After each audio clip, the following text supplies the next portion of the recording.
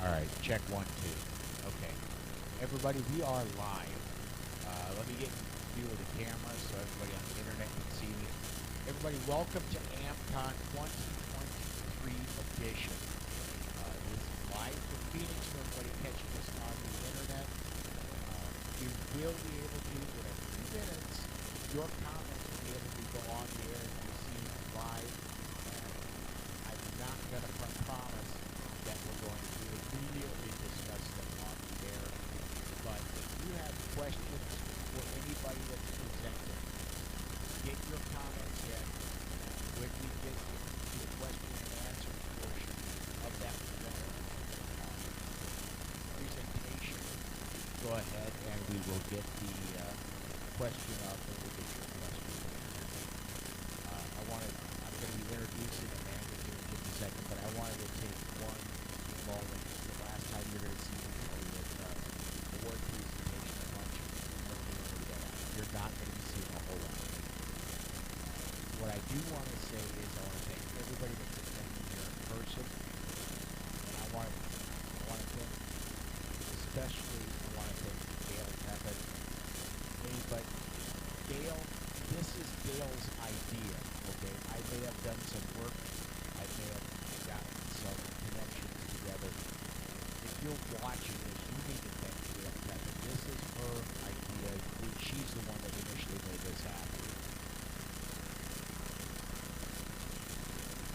I am going to now, one last thing, a little bit of housekeeping. Everybody today, a big part of today is branding. We're going to help you with your branding. A big part of that is you need good media presentation. You need to get there and put yourself out well. You're going to be having professional headshots done for free of anybody that wants one done. You do need to sign up for this season. There are set sign-up slots from 10 a.m. till 4 p.m. It's going to take about 15 minutes total. Go see Susan. She'll get you signed up. And we want to thank Gun Freedom Radio and Cheryl for arranging that. I'm going to bring up Amanda Suffolcool. Amanda is a great friend of mine. I've worked with Amanda a lot. She's going to be your morning MC. She's going to be introducing people. She's going to be a timekeeper. And when your time is up, if you're speaking this morning, she's going to get closer and closer and closer, and eventually push you out of the way. But we do need to be doing that. I listened to Amanda for a lot of advice, so continue to advise. It's good stuff.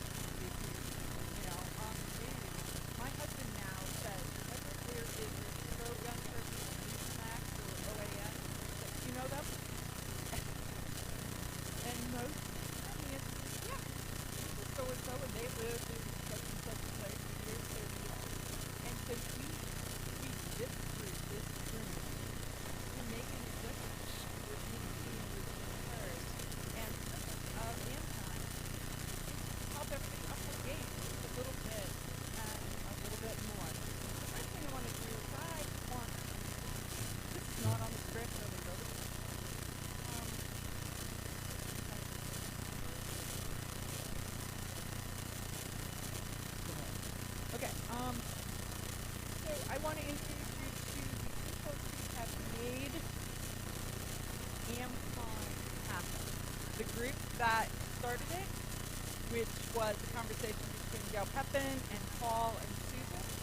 And then Paul and Susan, having the infinite wisdom, start to say, well, look, I need some help.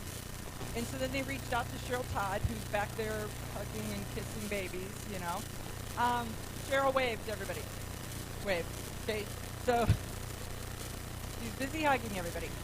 Susan Lathrop is in the hallway. Somebody flag her so that she can come in and take a bow. Is she in the hallway? Yeah. Hello, there's Susan in her flag shirt. And so if you need anything, Susan is the person who will answer any questions and get you whatever it is you need. And then you met Paul. And so Paul is the man behind the curtain, or, you know, the wizard, if you will. Then also on this amazing group of people who are working on making AmmCon happen, who pick the speakers, who talk about the topics, who do all of that kind of stuff, is Charlie, riding shotgun with Charlie. And then we're missing one. We're missing an integral part of our team, and that is Yehuda Reamer. So Yehuda is at home because this weekend falls on a religious holiday weekend for the Pew Pew Jew. And so he cannot, he's like, I can't. I love to, but I can't. So Yehuda, shout out. Oh, we missed you, but you get it. That's kind of where we are. We are a little early.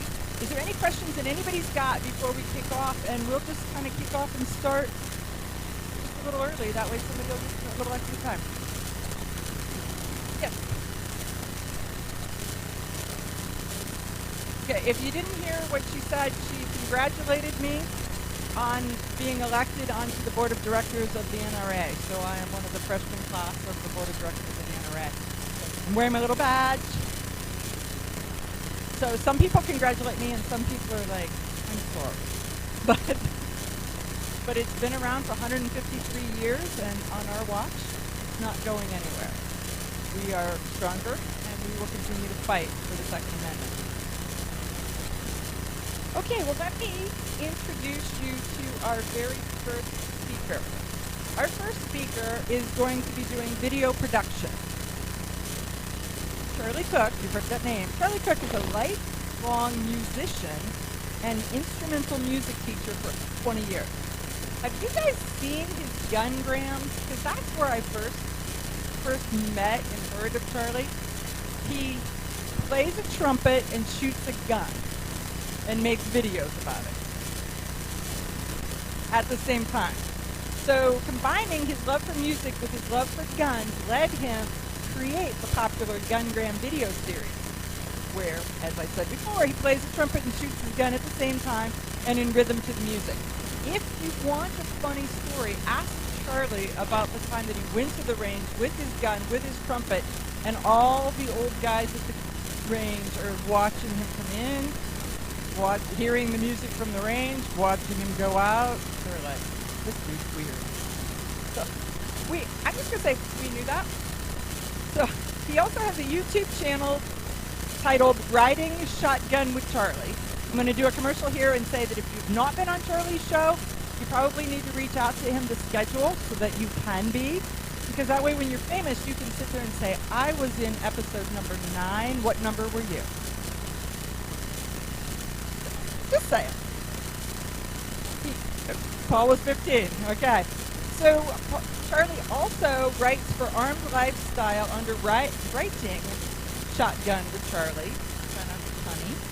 And it features him conducting interviews in various locations around the country with his shotgun riding guests, and have included some of the most important names in 2A advocacy. He can name drop with the best of them. So, join me in welcoming Charlie Cook.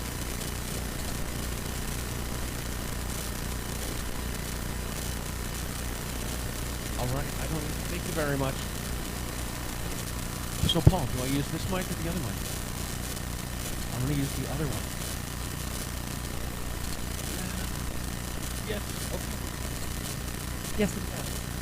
Does he want to be on film? Is that a question for Charlie?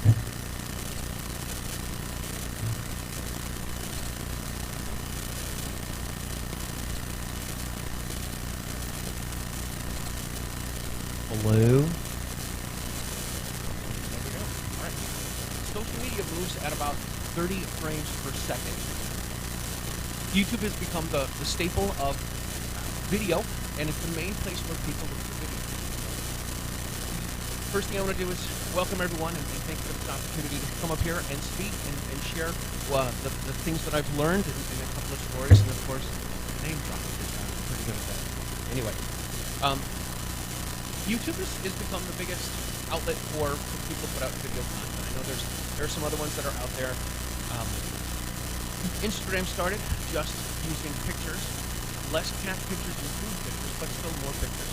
Eventually, they started to get into the video feature as well. And of course, they wanted to keep up with the decreasing attention span of the Americans. Now everyone uses short-form videos from YouTube, Instagram, Facebook, and even the TikTok. When I started making the gun brand videos, I used my very technologically advanced iPhone 4. I started doing these in 2015.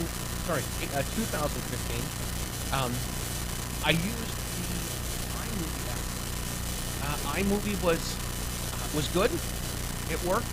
It was on my phone, and it was free. And I like to say that because I like to say I'm tactically frugal, which really means I'm just a cheap bastard.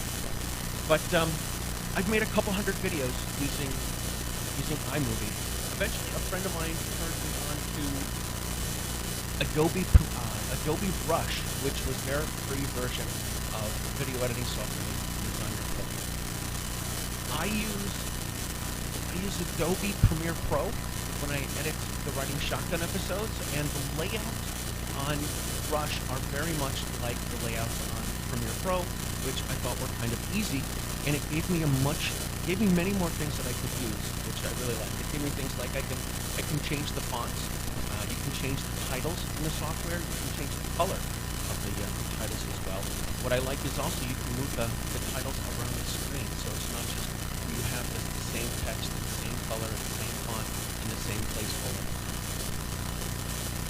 So the layout for iMovie was pretty simple. You make your video, you import your video, and you can slice your video. You can put in more videos. It was pretty simple, pretty basic with one little timeline. Then you can add your titles, and like I said, the titles are in the same spot all the time, in the same place. You might be able to change the color. I don't know, I didn't really get it. They also have some transitions, so if you want to go from one video to another, it's kind of a handy thing. Once you have your video edited, you can save it. You can upload it to your phone. Save it in your camera roll, and from there you can put it on YouTube and all the other stuff. But what I like is I like using Adobe Premiere Rush because it's much easier, and it's easier to work, and it turns making the video much more artsy-fartsy, when I call it. So what I'm going to do is I'm going to give you guys a quick little lesson on how to use Adobe's Rush. The first thing you need to do is to get some video. The next thing that you need to do is, if you're using some sort of a studio, if you're making videos in your house, it's nice to use lights. It's nice to use microphones, and it stabilizes the video if you use a tripod. If you don't use a tripod, then you end up with the Blair Witch Project. Now, it's a very timely reference as well, I guess. So, once you start the video, once you open up the app, down at the bottom there's a little plus sign. That's how you start your new project that you're going to be working on. After you open up the app, you can pick pictures from your camera roll. You'll also find a lot of your videos on the camera roll as well. If you just want to choose from the videos, you go right to the video file. You can use photos. I've made a couple of audio on my phone that I've imported audio from here. So after you select your video, you're just going to push on it. It's going to show you the number of the videos that you're going to be importing. And then you click on the bottom. There's a little add button, kind of cut off on the screen. But you're going to add the video. And once you add the video, it's all going to pop up on your timeline, and it's going to look something like this. You know that you're working, the video that you're working with, you're going to touch the video on the timeline, or touch the audio on the timeline, and the little orange circle with burnt umber circle ends up around being on the video that you did. You can see that there's the video on the top, and underneath there's the audio, and there's actually ways to separate those.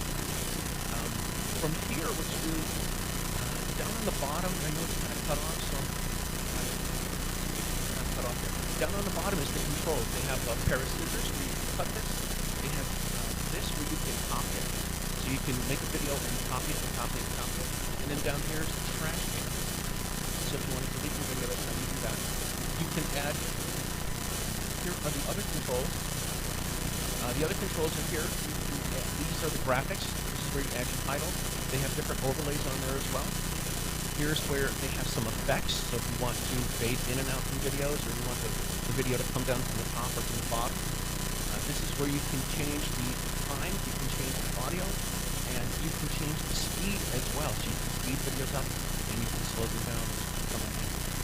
So you can see I've got the Lauren Loves You green here, and if you scroll over on the graphics, you can change the colors, you can change the font, you can change the size, and you can change the placement.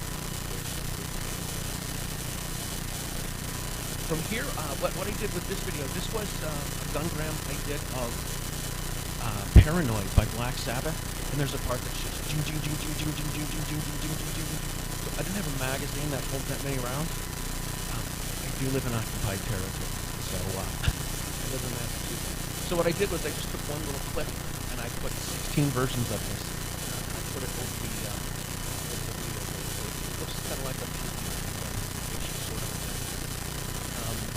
I can zoom in on the timeline, which makes it easier if I want to cut something that's going to be precise. I can also zoom out on the timeline. These are the same place. I just zoomed in so it's easier to see the timeline, and I zoom out so I can see much more of the audio.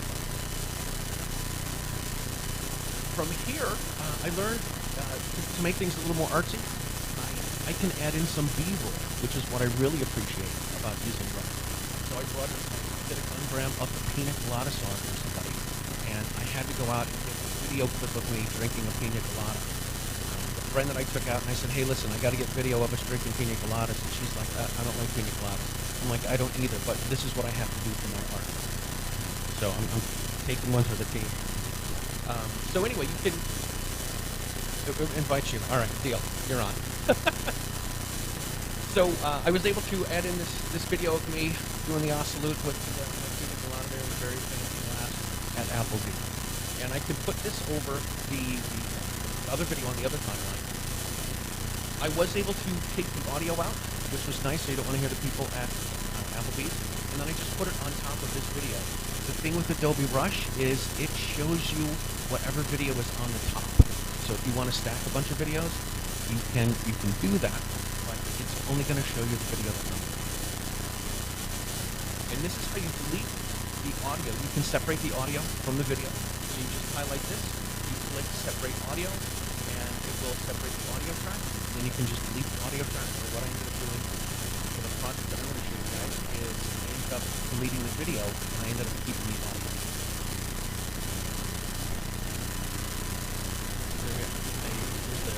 The audio from this video, or the audio from this video, and then I deleted this video, and I kept using it. You can also take a single picture and add an audio to this. So this is a picture of me doing a presentation at one of my Toastmasters meetings using AR. It's pretty funny. I wrote in my intro that I was going to be speaking how the assault weapon ban was nonsense, and underneath there I said I will be using props. And my buddy that was reading the intro didn't see the AR anywhere. I put it over behind a curtain by the window. So he kind of looked over, looked back at me, and kind of gave me the thumbs up. He's like, oh, you brought an AR into the bank. This is awesome. Then what I did is I took this picture, and then I added some audio from another audio file where I gave a speech about the nonsense of HD 4420 that we have. I put those together. I did a video for somebody in San Diego. They won a gungram as a raffle, a gun competition, and he wanted to turn it into a commercial. So I ended up taking a bunch of different pictures and plugging the pictures. So you can plug the pictures in just like you plug the videos. You click on the button, it adds. You add it to the video. You can make the pictures longer. You can make them shorter. I have a bunch of audio down here that I need. here's I had one video that I edited a bit. Oh, sorry. I have one video that I edited a bit, and then I have the titles here. So I got my email address, and again, I just click on the graphic here to add the graphic. Something about the graphic. Yes. Rob, sorry.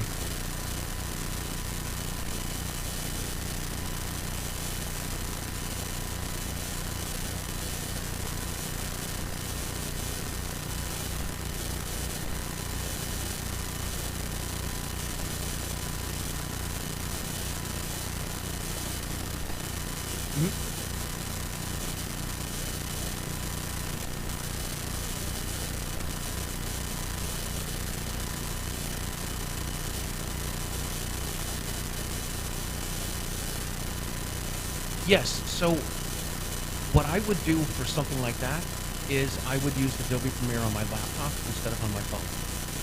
Because then I have more memory space, I have more control of things. There are more things you can do with Adobe Premiere Pro than you can do with Rush.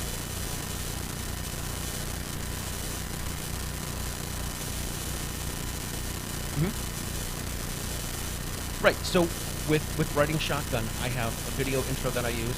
I have the same font that I use. What I do is I go to one of the previous. I didn't invent it the first time and create all these the first time. And then what I do is when I edit episode 181, I go back to episode 180. I take all the things. I take the images of the images I use. I got an FDF image I use. I got one for the CCRBKA. I got one for the self-defense radio. And I copy those and I just import them into the next one. So it is. Yep, and then I just copy it and put it in the next one. Don't tell anyone. Come on. These are my secrets. So here I have one of the things that I do like about the Rush is that you can zoom in on pictures. So I have this picture of the crew from last year at AmmCon, or at GRPC, and then you can zoom in as well. And it's not just to have a picture of Yehuda on here, but it's a picture to get your picture to get Alan Corbin in my presentation. You see Alan Corbin sitting there having a great time at GRPC. So from here, what I can do here is you can see all the different layers. I've got an audio track here. I've got an audio track that I deleted the audio from, or I didn't want to hear the audio from. I have my video track, and I added some titles. One of the cool things is this little button right here can turn off the video. So I just turn this off, and then you don't see the video, but the video is still here. So if I wanted to click that, I can put the video back. And another thing I can do is I can lock the video, so the video doesn't move. So if I edit some, and you can do this for the audio as well, you can lock them so that you don't, when you're cutting up the video and editing and slicing it up, you don't end up cutting up this video. Here, one thing that I found a workaround for is I have some titles here and I have some titles here, but I wanted some blank space in here. So what I ended up doing is getting a picture of Dave Laird and putting this down here. These two titles connect to this, so we got a little orange line connecting them. And then what I did is I took a picture of Dave. Dave would be up here. I took it and moved it off, so I had a little bit of space that I could use. For this video, this is the Gun Brand commercial that I did. I took the gentleman's business logo and I put it here, and I locked it. And this is going to be the whole way through the video, so you can see his logo. I have some video here. I got the audio. I've got other audio that I've added with some titles, and then I put in some B-roll pictures of me opening up my gun case and loading a magazine. So I was able to use those. And this is just more of the same. I had different audio, different pictures, and different titles that I used in this video, and a little bit more of the same. You can really get into it as much as you want and add a content to this. So, yeah, this is another video I did. One of the cool things you can do is you can stack 4 different videos and you can resize them so that everybody can look at each other like it's the Brady Bunch. I know, right? This is what I do to my friends. I find bad pictures of them and make sure I use them in presentation. The nice thing about Rush is it does have some extra overlays. So I made a video in Detroit, and I was able to put in a little star overlay and add Detroit Rock City while I edited the music, of course, for Detroit Rock City. So once you're done with your videos, you're going to close it out, You're going to hit the export button. It will export your video. It will render your video, which makes your video nice, neat, and pretty. Then what it does is it saves it to the camera roll. And after you save it to the camera roll, you can export it to YouTube or Instagram or Facebook, whatever social media you start. And then once you're done with all your videos, you have some sort of a project. And these are the list of projects that I have from a bunch of different videos that I've made on my phone. Here we are. Now, I want to talk real quick about YouTube Shorts. This is something that I learned from G-Webs. YouTube Shorts. Got it. Thank you. Here's how you can make YouTube Shorts with your video. You go. This is something that you have to do on your phone. I don't think you can do it on your on the laptop. But you go into the phone. You go into your YouTube Studio. You click on your channel. So after you click on your channel, you go to Manage Videos. When you go to Manage Videos, you can select the video that you want to extract some video from to make your shorts from. So from here, you click the remix button, and the remix is going to give you a timeline. Oh, sorry, it's going to say you're going to edit into a short, and then it's going to say it's going to give you a 15-second timeline. You could actually make it shorter, and then if you click up by the 15, you can turn the 15 into a 60, make it 60 seconds. Then you edit the video. Right down here, you're going to click next. Then what I did is then it turns into Instagram. So you have where you can add filters, you can add titles, and all that sort of stuff. So I ended up adding some titles. That's my favorite band, Charlie and the DC Project Gals. You can pick the color. Then you can edit this so you don't have the titles all the way across the video. And then you can see the titles are right there. So I ended up moving the titles up so that they were easy to see. And then you click next. And one of the cool things is you can put your location where you make the video. And then you're going to click on public. And before you click upload short, you can actually schedule these. So this is one of the points that I got from somebody recently, is to schedule videos and just either if you do them in the morning, make a cup of coffee and edit videos and schedule them. Or if you do it in the evening, you can have a glass of whiskey and edit your videos and make them short. But you're going to click on the date that you want them to release. You click on the hour you want them to release. You can click on the minute that you want them to release. And then you schedule your short so you don't have to do anything. And the short will be released. This one was released at 8:30 this morning at East Coast time. And then you will see it in your managed videos. Here we go, early in the YouTube project. So now what I want to do is to kind of close things out here is I used a lot of these skills to make it. Oh, yes, Rhonda. Where I found. Oh, remix, yes. So remix is after you, I remixed the remix. While you're doing that, I just want to give you a time check. You still have 15 minutes. Oh my God. All right, you're giving me the look like dude. Gotcha. Okay. I was getting the look like dude. Halfway. No Sorry. way. No I'll way. have to change my look. So yeah, you click on the video that you want to use, then you click the remix button. And I remixed the remix and everything is back in order. Edit the short, 15 seconds, 60 seconds. Add some titles, move the titles around so you can see them. There we go, click next. Then I schedule them. I put down that we were in Boston. I schedule the date, the time, 8:30 in the morning, and it's scheduled. There we go. That's how you can schedule some videos so you don't even have to worry about it. So if you block out a time during the week, you can schedule videos and not have to worry about it. Yes?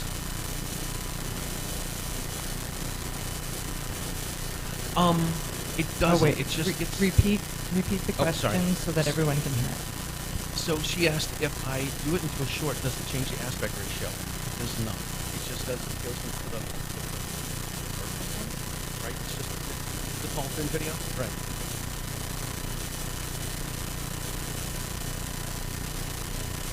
Yeah. Typically, when I do a video for YouTube, I do it in landscape, so it shows up full screen. But shorts are typically in the vertical format. Yeah. So I was thinking about this last night. What you could do, and I never, again, I didn't think about this last night. What you could do is you could go back to the video and you could cut the video and then you can change there. So if I wanted to, if I had somebody that was on the left side of the screen, I could cut the video there and scoot them over. So I have them and then scoot them back over so we can cut the video and move to the next person. one of the things that I find completely frustrating is when people do the vertical videos and there's something that's going on the side and you don't see that. So I always jokingly tell people if something bad happens, I would turn my camera sideways and it's a good video. Any other questions? All right, well, can we go back to the PowerPoint? All right, so what I've done is I've made a little video to be essentially an advertisement for AmmCon. And I used all of the things that I did. I did it on my phone, and I imported audio, and I did cut video, and added pictures, and all sorts of stuff. So this is what we got. Okay.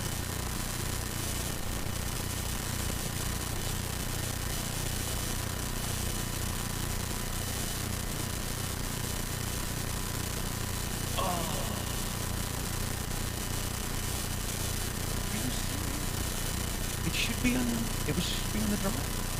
Are you on the Google Drive or on the thumb drive? It should be on the thumb drive. The video should be there.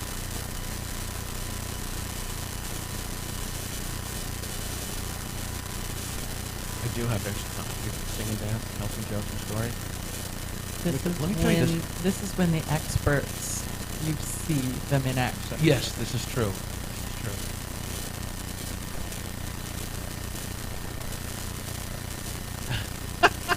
Right. Bum dun dun dun dun dun dun dun dun dun dun dun. Whatever you guys can pull. Yeah, right. I didn't bring a trumpet with me.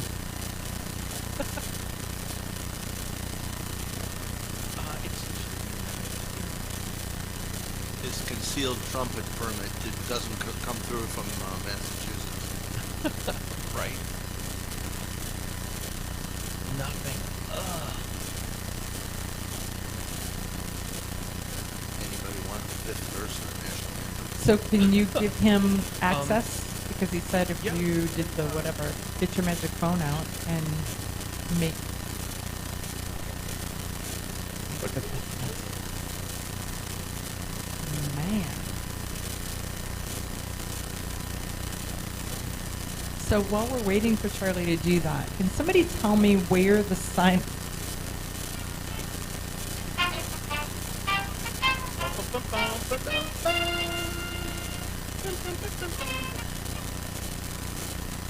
You guys Don't know. So here's so while we are waiting, where is the sign up for the photos? It is out front. So make sure that you get your little time window for that, because I'll tell you, I was working on a program recently and I asked people for headshots, and the level of crapola that I got from people was pretty amazing. And so I urge you all, headshots, high quality photos, so when someone asks for them, you send them the highest quality for them to do whatever, because they can downgrade the quality, they cannot upgrade the quality. So keep that in mind as one of the pointers as you do what you're going to do. One last thing, remember, we got the video all set, but I want to say, if you want coffee, SAF, Second Amendment Foundation, is providing coffee. There's coffee in the back room. If you like it, well, please feel free. If you'd rather have hazelnut, I have it up here. Our coffee dealer is SAF.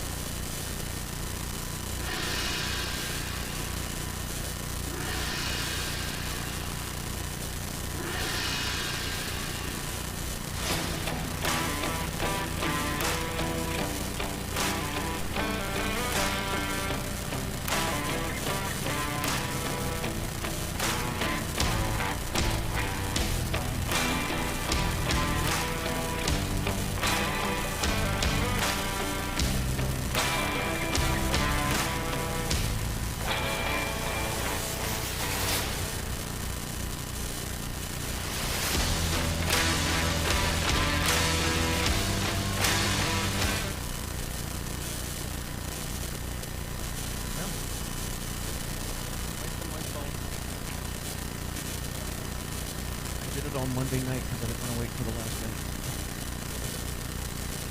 Does anyone have any questions?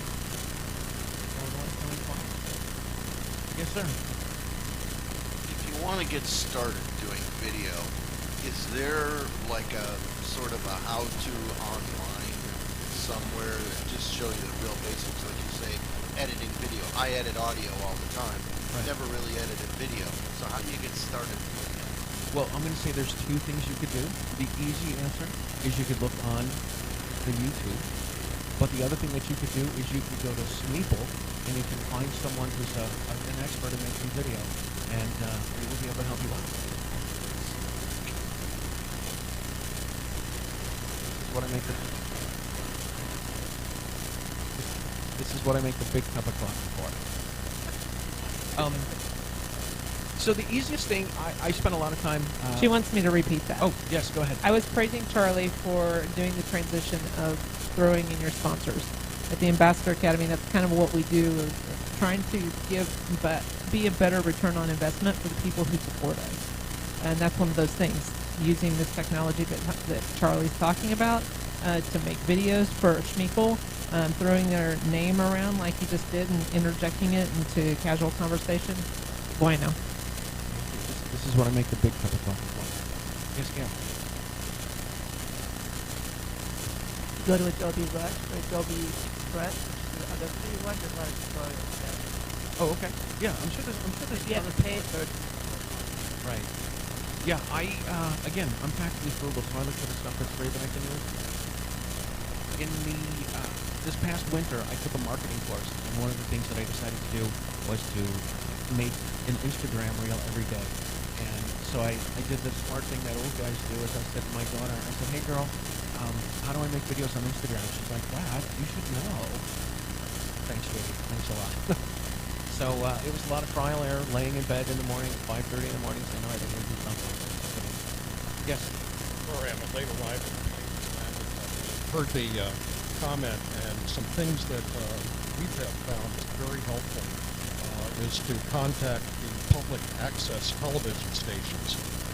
There are three that I visited, two in the Bay Area, one with my colleague Nikki in Fresno, and all of them have classes, they have the equipment, they have the training, they have the studios, and it is dirt cheap, if not free, so I can't recommend that highly enough. Another is a software product. I use a Mac, and there's a product called Camtasia, and they have a number of videos on how to use that and edit and so forth and so on, so that might be helpful to folks as well. Thank you.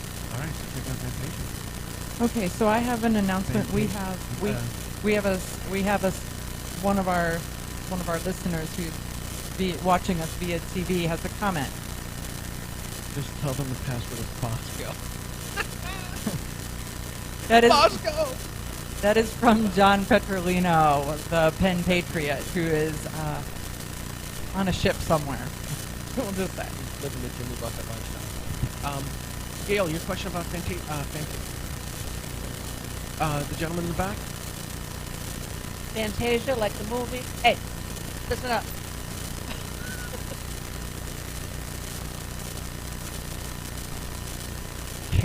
Camtasia. Right, there's probably got to be some copyright infringement on Camtasia. Right? Okay, Rhonda Mary, you can continue your conversation. All right. Any other questions? I'm going to be here all day. I'm going to be here all weekend. I have an update on Petrolino. You got a discount on a slave gallon. Any other questions? That's more of a comment than a question. But any other thing? Yeah, I'll be around all day. If you get some questions, I'm happy to answer them. Happy to steer you in the right direction. If not, thank you very much. Ladies and gentlemen, Charlie Cook. There we go. Okay, so our next speaker is Paige Rue. She is a firearms instructor, the owner of Some Chick Who Shoots. How can that name have not been taken? That is so amazing. She took it. So that's one of those, if you're looking for things to talk to people about, look at the cool stuff that they do and then ask them, because that is expert level right there. Some Chick Who Shoots, LLC. And it's a platform and a training academy to help others become comfortable with firearms. Page's family has owned one of the largest indoor shooting ranges in Arizona, Shooter's World, since 2002. She is a contributor of Turning Point USA. Paige travels around the country, speaks to Turning Point USA student chapters about the importance of the Second Amendment. Talk about a shout out for something that is so needed, and to speak to the younger generation. Somebody last night said that if we don't have youth shooters, we don't have adult shooters. So if they're not joining the shooting sports early on, chances are that they don't get involved in the shooting sport. So she is, let me find out where we are, about the importance of the Second Amendment and educates them on current gun policies. She's also the host of Turning Point USA's weekly show, Reloaded, where viewers get an exclusive inside look at her life and family, the life of running 3 indoor shooting ranges, being a young business owner, all the while trying to save our rights to keep and bear arms. So join me in welcoming Paige Rue to the stage.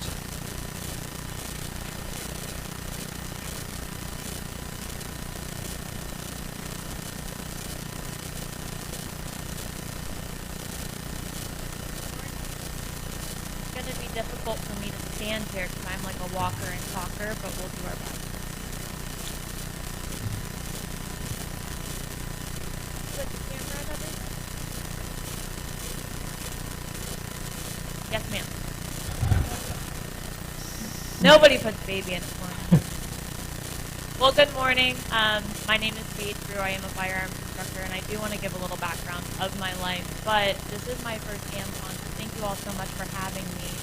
I have an interesting background, and I was asked specifically to speak about how to engage the younger generation in the Second Amendment movement, which I have never spoken about. I kind of spoke around it, but it was interesting. So I'm curious, with a show of hands, how many have TikTok? 3. That's kind of what I was expecting. This entire speech, I will not tell you to download TikTok. I'm not here to talk to you about that today. But I was doing some research, and that's kind of where my mind initially went when thinking, well, how do we engage the younger generation in shooting sports? What do they like? What are their values? How are they different to other generations? And I thought, well, there has to be more than just TikTok and social media. There has to be other things that they enjoy. And so I started doing a little bit of research. And I really dug deep in firearms industry and how we have this reputation of being traditionalist and it's just old, it's ancient, it doesn't innovate at all, and how the media does that as well. It's just kind of a repetitiveness. You teach your kids what you learned, what your parents learned, and so on and so forth. So I dove deep. So we're going to do a deep dive into different generations, how there's a disconnect with our youth, and how we change that. It's actually a pretty simple fix, depending on who you ask. So if we want to pop up the PowerPoint.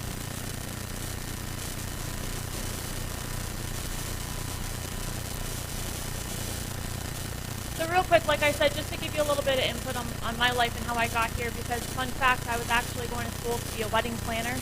A little different. Now I'm a full-time firearms instructor, and I host a gun show. So my entire life, if you look at the top left corner, it's a little cut off, but my dad was law enforcement in the military, and he rented space off of the previous owner of Shooter's World at the time in the 90s, and he was providing police equipment. And I grew up in a shooting range. I actually had I had a playroom, Nintendo, and that's where we went. We didn't go to daycare, we went to the shooting range. And if I got bored, my dad just said, as long as you're respectful and quiet, you don't touch anything, you can watch me sell guns, teach classes. And then I watched him teach law enforcement classes when I was about 5 years old. And then as I got older, around 8, back when this wasn't really, didn't really care about the legalities of a young kid being in a gun class, I started helping out, hitting targets and things like that. And basically my entire life, you think of your family and you helping out in your family restaurant. Mine just ended up being your shooting range, which is fun. Fun fact, my 5th grade science project was testing the ballistics on ammo and how they impact law enforcement staff. You can't do that anymore. So I really didn't know. My dad didn't really think that I would be the kid. There's 5 of us kids. He did not expect me to be the gun girl and take on the company. I did dance, gymnastics, and cheer. I really showed no interest. I loved shooting. I loved being on the range with my dad, but it wasn't like I'm taking over. So I went to school. I tried things. This is our 3rd location. There's 2 locations around Phoenix, Arizona. They all range between like 30 and 40,000 square feet for a whole training facility. But I was going to school for wedding planning, and I just missed the range. I missed the store. I missed people. I missed the students, helping people and selling, and really that camaraderie of working with my family. So 2020 kind of took a turn. And I was in my senior year of college, almost graduated, and then everything shut down. And I was teaching classes at this time. I had just started Some Chick Who Shoots, and I got Some Chick Who Shoots because I was looking for a YouTube channel that would help women with my female students who needed help with concealed carry. And at the time that I started Some Chick Who Shoots, there really wasn't really any representation for the female industry. And so I was super anti-social media, and I said, screw it, I'll start it. What am I going to need? Tactical aids, or what am I going to do? And so I just kind of was talking to myself, and I thought, well, I'm just a girl who's young. There's really nothing special. And that's how I came up with the Some Chick Who Shoots. And now it's my full brand. So 2020, my parents, we had lines out the doors selling guns, and they said we need to start teaching classes more. You're our only female instructor, and we are booking so much. Our demand was so high. So overnight, I was starting to teach 40 or 50 hours a month at around 23 years old. Full adult classes, well, how to shoot. And that kind of changed my entire track of life. I wanted to challenge myself as an instructor, so I have trained with some of the highest level training groups to show and prove that I'm not just some chick who shoots. I actually know, and I know how to handle firearms, and I know how to teach, and really just get my name known in the industry and empowering women and new shooters to use their firearms. This is how Turning Point found. Turning Point USA is a youth conservative organization, and I am kind of the Second Amendment girl that goes on the news and speaks about that. And the biggest thing here is that I went to school speaking to college students, and I thought I knew everything. I was like, oh, we're about this. This is great. I'm going to talk about this. Not realizing the questions that they had and the concerns and the ideas that were in their head, whether they were pro or anti-gun, were so off the path of what I was thinking. The first time that I ever spoke with Iowa State University, and I was just blindsided by the questions that they had. It was very eye-opening. I thought, okay, there's Gen Zers at this time. They think totally different, and I'm not that far away from their age. And I thought, wow, there's a huge disconnect, and I want to bridge this gap. So I go around the country and I speak to all these high school and college students. I teach them and teach them how to shoot guns, empower them to question gun policy, and just learning how they best communicate with others is very interesting. And I feel like that's where the disconnect is in the media and gun industry, is how we connect with them.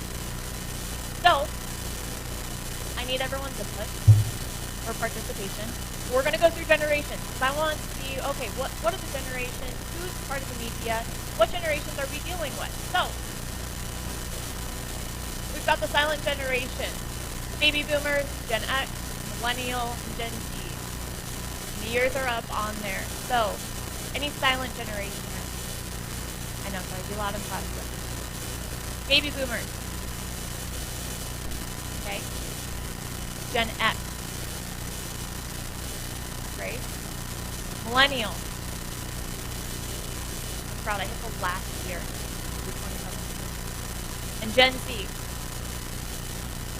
So, I am up here talking about a generation that isn't even in this room. We're mostly made up of, I would say, baby boomers and Gen X with a dabble in millennial. But where the fall off is millennial and Gen Z. And if we don't get any millennial and Gen Zers, we're going to decline.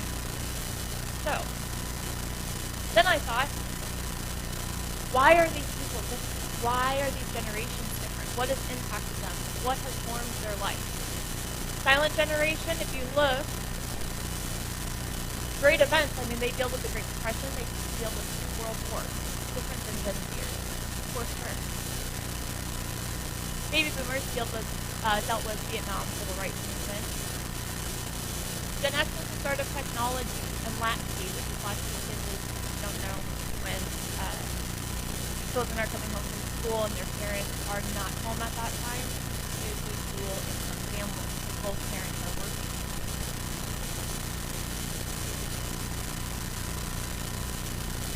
Millennials with a lot of the internet age, and then the start of terrorism and shooting, the start of the negative talk around firearms.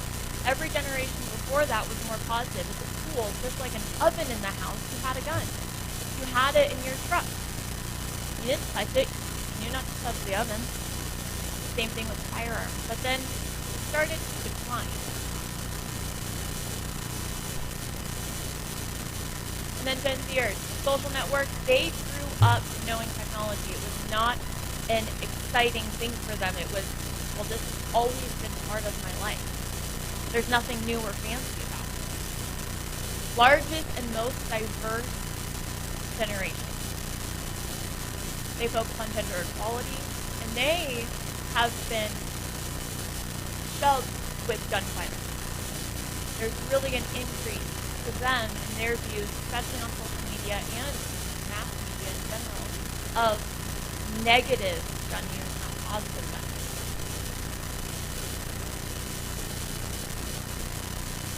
And I thought, well, based on that, how does that form their values?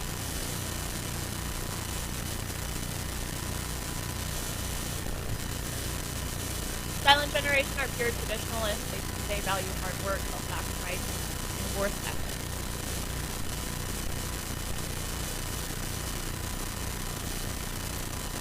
Baby boomers are more health and wellness, personal growth, more work, and providing a legacy for their family.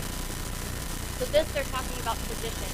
They're ingraining tradition and legacy into their children. But then it shifts. Gen X is more self-reliant, and it's probably because of the lack of skepticism, work-life balance, and technology. This is the shift that they want to provide for their children. They want to protect their children. Millennials, this is where you start seeing this diversity and networking. They care about other people's opinions. Yes, they value technology more than Gen Zers. Relationships, and the last one is coaching. Coaching in the workplace. Instead of being demanded things or told things, they want that level relationship with authenticity and coaching. And then Gen Zers, they are open. Their opinion wants to be heard. They want diversity. They are non-traditionalists. But what they want is they want to know who you are. They don't want this professional face. They want to know exactly who you are 7 days a week. The authenticity of it. The things that are behind the camera. Not just what you put in front of the camera.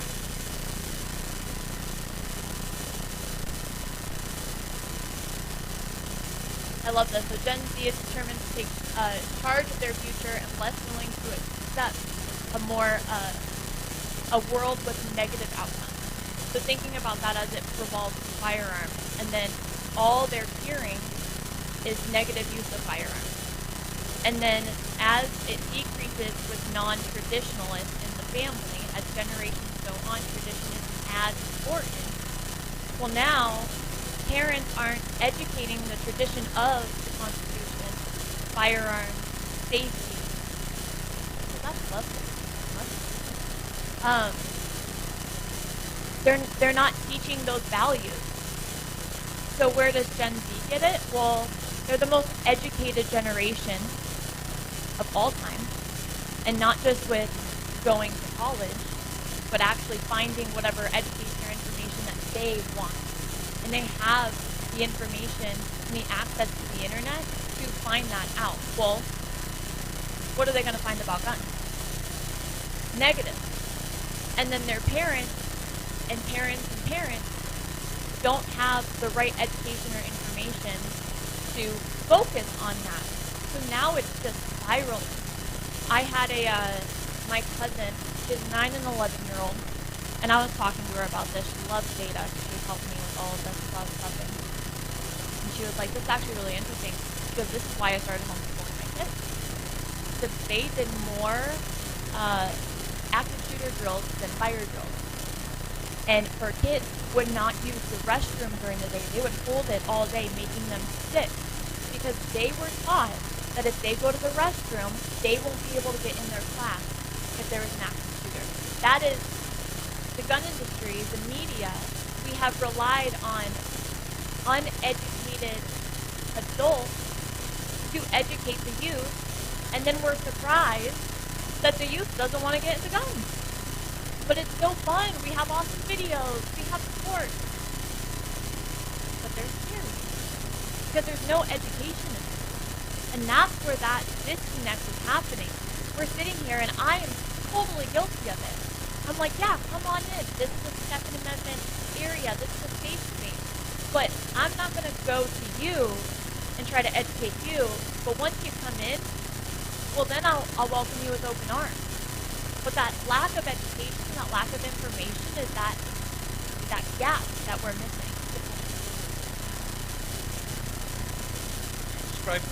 What you've described to me is a Wikipedia generation. They get everything at their fingertips, and it's a millimeter deep. How open is Gen Z to new experiences like, I did something really scary, I went to a gun range, it's a foreign world. So, based on my research, they are open to it, but they are them and millennials, they want to hear it from their friends. They want to gain acceptance from their friends. It's not a, hey, I did this. It's a, hey, have you heard of this? What are you thinking about it? I don't know. Are you going to do it? Well, I'll do it. Well, I'm going to do a little bit of research. They're not a jump in kind of generation.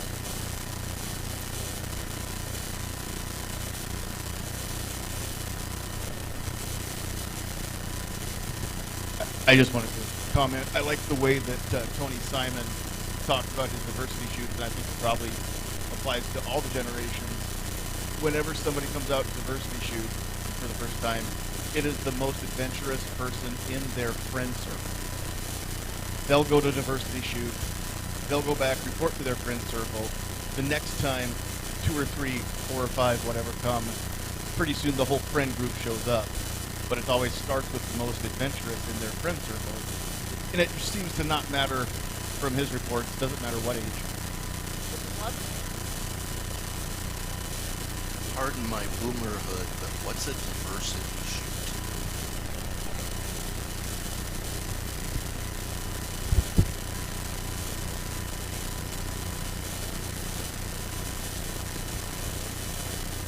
Wait a minute, Pete, hold still. Probably. Sorry, I need you. I really opened up a can of worms, didn't No, I just need, you won't be on camera, but I need you on mic. No, you opened up a can of knowledge. Tony Simon, since 2015, has hosted a diversity shoot in New Jersey. It's an opportunity for people to get an orientation and a familiarization with firearms, and if they want to, some range time. Completely voluntary or completely nonprofit. Donate the time and ammo. So it's been going on since 2015, almost 6 months.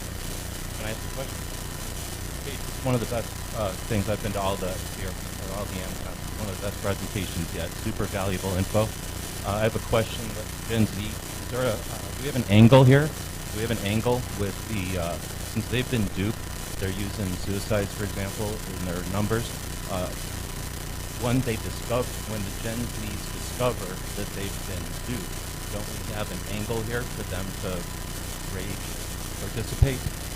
Absolutely. Good thing I'm halfway through my presentation. She's going to come to a solution, but you get time for questions? Go for it. Okay, well then we're going to keep running. I just want to commend you on this presentation. I think it's a great. This is what we needed. Is one of my challenges out of this organization is seeing how we interact with the next generation and get them involved. And so my question for you is, how do we engage with the industry, the community? How do we get them to understand that there are people that are doing stuff that may be different from what they've always done? How do we get them to accept that change is a good thing, especially when it comes to this type of, conversation that we're having today? We really need change to reach that next generation. We're on the right track. I have a slide on it. Yeah. Okay, we're going to do one more question, and then we'll let you go back to giving us the answers that you prepared. Hold your question. Right down. Okay, and you may address this. First, thanks for reaching out to the youth. BCDL has also identified that is where we need to start, because the education system instills the negative side of firearm ownership, and foundation training is permanent training. So we have to reach them at a younger age. Peer pressure is also a big thing. So how do you counteract school systems that may not let you reach out to the youth? How do you reach these people before they become indoctrinated by high school and college? I would say, one, depending on how young you're talking, like Gen Alpha is age 0 to 10. I didn't have it on there because obviously they're 0 to 10 right now. I wanted to focus on Zers and millennials, but you're gonna reach Gen Alpha by reaching millennials and Gen Zers because they're the parents, and they're at that age where yes, they have had negative experiences, but as long, in my opinion, speaking with these kids, and I say kids, they're adults, but speaking to them and what their parents have taught them, just leveling with them and having a conversation and empathizing with them. I think where the gun industry stands is we're so strong-willed and we're so passionate about the Constitution, but we should not expect them to get to the level that we are. I just want them to take steps or to open their ears to it, and I do that by listening to them. And I say, I totally understand where you're coming from. I love knowing that everyone got to a point by a different path. They didn't get on my path through, the way that I did. Not everyone grew up in a gun range. But I respect them for sharing that information, and then I hope that they lend their ear to me as I did to them, and then continue to just plant those seeds. That goal of just planting a seed through, I say entertainment through education, which I'll get to, but just planting seeds rather than I'm going to sit here until I'm blue to tell you why you need to believe, you need to get into this, you need to have a fun experience. Plant the seeds, they almost need to make the decision on their own. Educate those two generations to then further. We're basically reversing the path that we're on right now.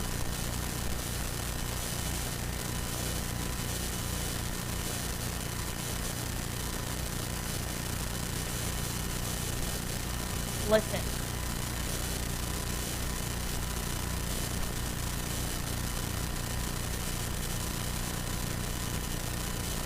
I was taught at a very young age. Yes.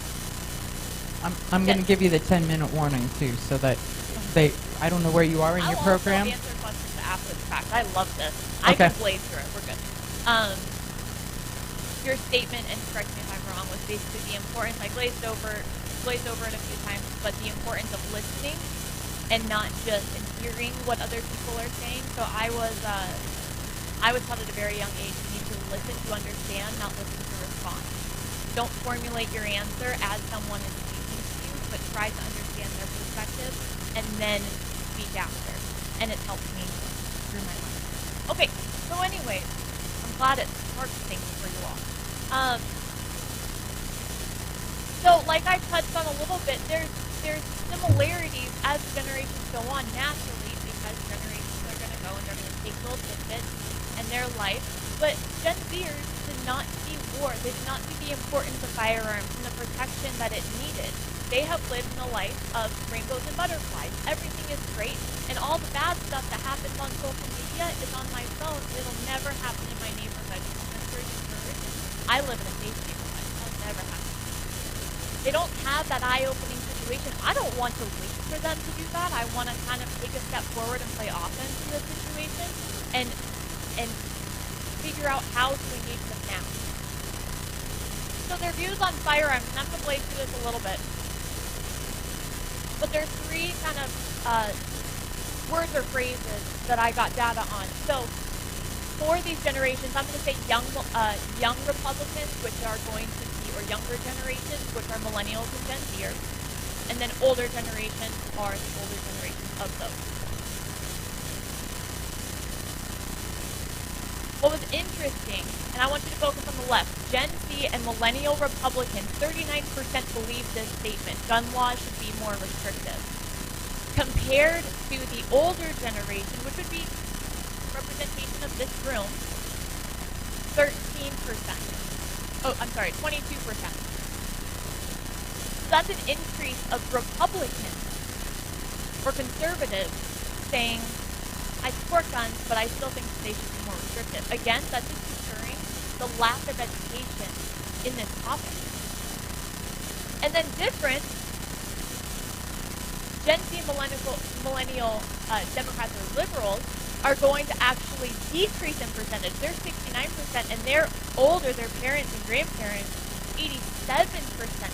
There's a shift in the political party of views on guns and safety. So I was actually reading that Democrats believe, yes, they state this statement, but they have restrictions about it, or they have kind of like restrained opinions about it, which is very interesting.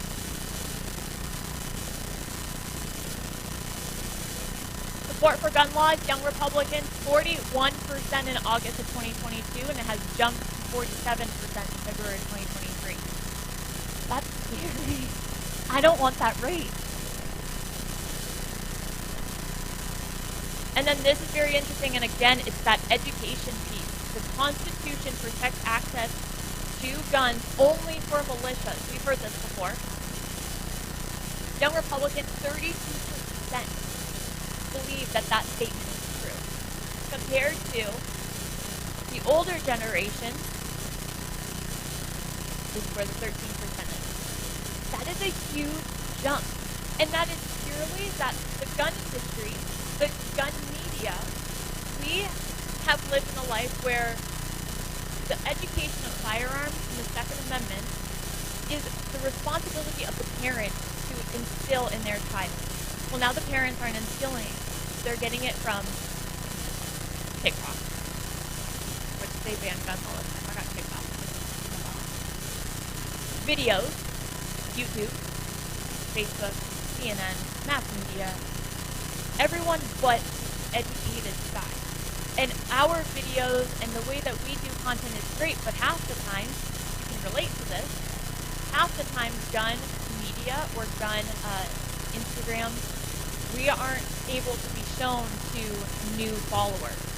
And they're not just going to stumble on our ads or our blog and say, I'm going to give this a read. We have to plant those seeds and see them in some way. So again, this is just another description of personally owning a gun is blue, and then someone who lives in a gun household is black. And based on this information, there were statements that people who live in a gun household with who do not own a gun, have a gun in the household, don't feel more safe. And again, they don't own the gun, they haven't taken the education, there's a lack there. So we need their values, we need to target their values and switch our media, switch our content to engage with their values. They want to see that we are making a change to represent them. They want the diversity. They want the authenticity. They want to know you as a person, not just the company that you are, or the professionalism that you are. They want to see you on a real level and say, I relate to that person. Now I have gained their trust. Now I will listen to their information that they have or their viewpoint. So this is very interesting as young Americans increase voter registration and advocate for others to vote. The largest and most diverse generation in history who are most affected by gun violence will be the full impact on gun policy. We've got to do something.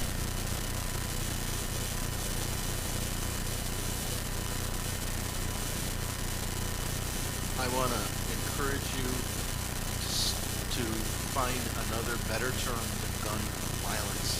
It is a created term created by our enemies. I agree. I'm just using it for data purposes. I understand that. Yeah. I want to encourage us all to network and think of or violence done with guns or some other thing that sounds less funky thinking. Evil using with firearms, because if firearms go away, evil is still there. Yeah, thank you. Oh, I thought you raised your hand again. I was like, come on. So let's go back to their values and how you can change your media or how you can leverage your audience, because everyone has different audiences here. This is going to be a way of using, and what I just talked about, of using their values. They like either short form content or binge-worthy content. Binging on Netflix or very short, kind of like what Charlie was talking about, those quick 15-second, yes, I'm scrolling, or I'm going to sit down and just binge everything. They're not going to sit and watch 10-minute videos. It's one or the other extreme. So this is very valuable information. This is actually millennials and Gen Zers. Millennials are going to be light blue. Gen Zers are going to be that navy blue. But this is the most popular ways that they spend their time. Gen Zers are going to spend their time on social media and streaming and podcasts to waste time, just to waste it. Millennials are going to use it to obtain information. They use social media in a different way, even though Gen Zers use it more. They use it in a different way. So stream TV, 3+ hours, crazy. That's very similar, and I have these exact numbers if anyone wants them. Social media, that's going to be the TikTok, the Facebook, the YouTube. That one is 33% millennials, 59% Gen Zers. Podcast, which is very interesting, but a lot of driving. That's going to be 45% and 37% Gen Zers. News outlets is going to be online, right? News, radio, things like that, and that's going to be 8% millennials, 24% Gen Zers. Interesting switch. And then standard print magazine. That one is 31% and 17% Gen Zers. So that's a good idea of where you're going to get, what media are you doing, and where can you get Gen Zers or millennials, young people, young generation, to see your content. So last but not least, to give you an example, great. So, just to give you an example, I do have a gun show with Turning Point USA called Reloaded. So they hired me and they said, we want to do a gun show with you, we want to educate you. So I started my first one in 2021, and we filmed it in, I believe it was like 12 weeks. Full season, and it was on YouTube, and it was 20-minute videos. Not binge-worthy. It's also not short. And I stood behind a counter. They wanted me to stand behind a counter and educate. It was very useful. It was, hi, my name is Shane Drew, and today I'm going to educate you on how to find the right instructor for you, or how to find the right gun for your wife, things like that. And it was fully scripted. It was not authentic, which I am a millennial. I'm on that cusp of millennial and Gen Z. I want authenticity, and I did not feel authentic, and I did not show authenticity here. And I knew it. But I was giving information. And I went on and on and on, and these are examples of the first season of Reloaded, and I finally went to them and I said, I hate this. It is not going to do well, and it did not do well. It was not good, because no one saw education-wise it was great. And a lot of older generations loved the information. None of the young generations, and none of the schools that I talked to liked it, or saw it. So like, you have to change something. They were like, well, off camera, your family's hilarious. So I was like, yeah, we have a great time. I have my whole family. And we work together. And there's little things, we're like Pawn-Stars meets the Kardashians. That's like the mixture of my family. So we did a 2-year revamp, and this timed it perfectly because I relaunched my show. It launches next Thursday, and it is binge-worthy content, but it is reality TV. So we are actually doing education, indirect education, straight entertainment. So I'm relatable on my hair, my makeup, my clothes, but then little touches on guns. My environment is a gun store, but we're not focusing on that solely. So it's planting those seeds. And I do have the trailer for you.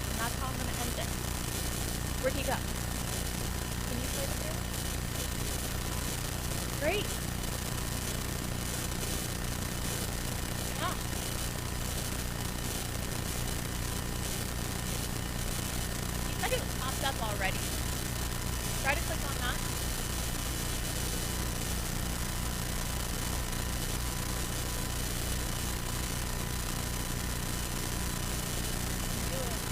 Yep, if you want to hit the big screen. There's sound.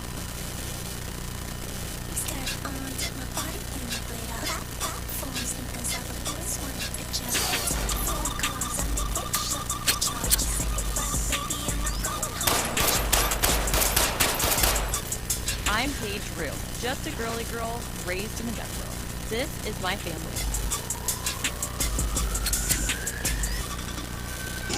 I have a passion for firearms and empowering Americans to exercise their Second Amendment rights. I'm going to do a competition. Yeah. So you'll be my first one. Let me see how you do.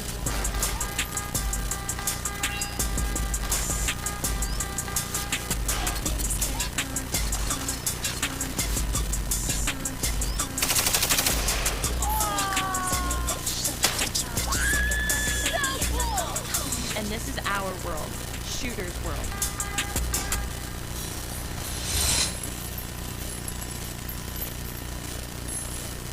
Thank you. I've been waiting for this thing for 2 years. I'm so excited.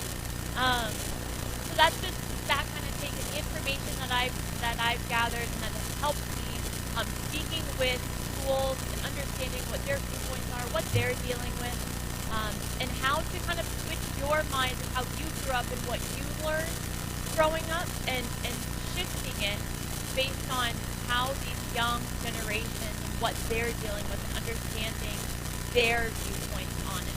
So thank you all so much. I know we're out of time, so if I need to answer any questions out there, When there's a break, then you guys can talk to Paige, but she'll be here. Paige, thank you very much Thank for you all so joining much. us.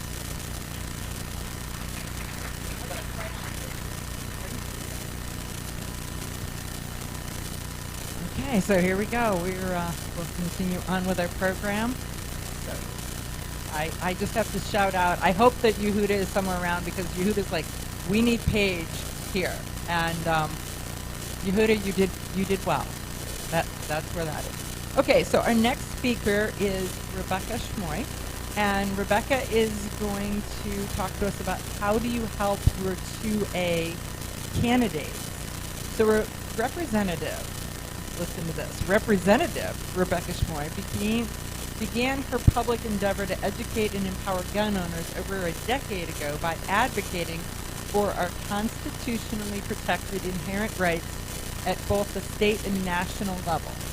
Today she co-manages 1 Million Moms Against Gun Control alongside Mary Callison. She has worked extensively for the DC Project, yay Teal, and she serves her community in the Kansas legislature as a House Representative for District 59. Please join me in welcoming Rebecca.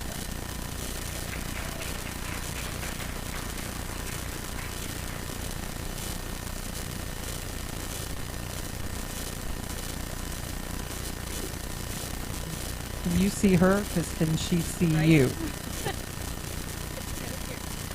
Okay, I'm going to stick to my notes because like any good politician, I could literally stand up here and talk to you guys for the rest of the day. I started just as a concerned citizen. I started in the advocacy world as someone who was watching what the media was telling us and being very angry at the fact that they were demonizing regular people who wanted to protect themselves and their families. So from there, I started joining organizations, 1 Million Moms Against Gun Control.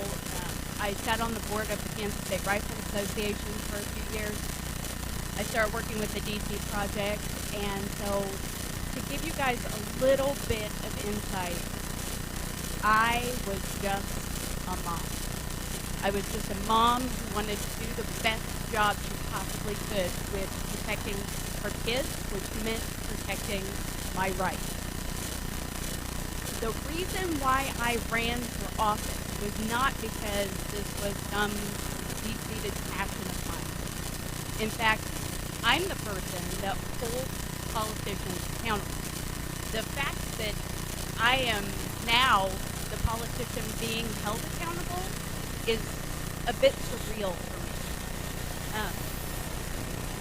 I was sitting at home, being someone who really pays attention to these things. I was sitting at home and I was watching my representative on the last day of session.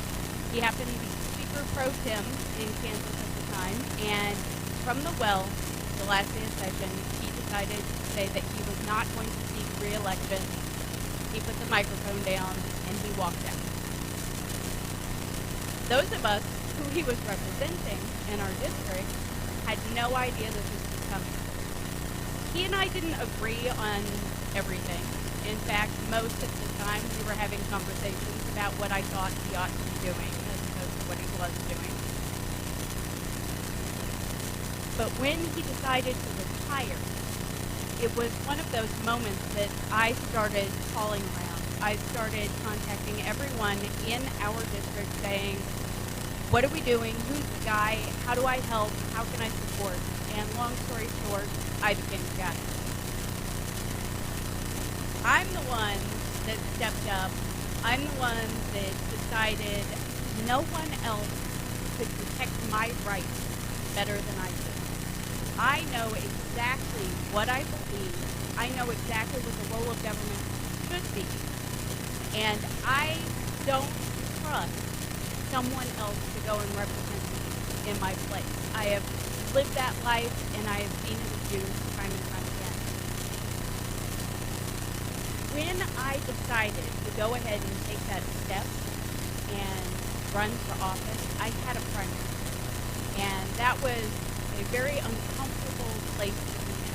I am so used to, as an advocate for gun rights, I am so used to bashing my enemy over the head as often as I can with as much information as I can.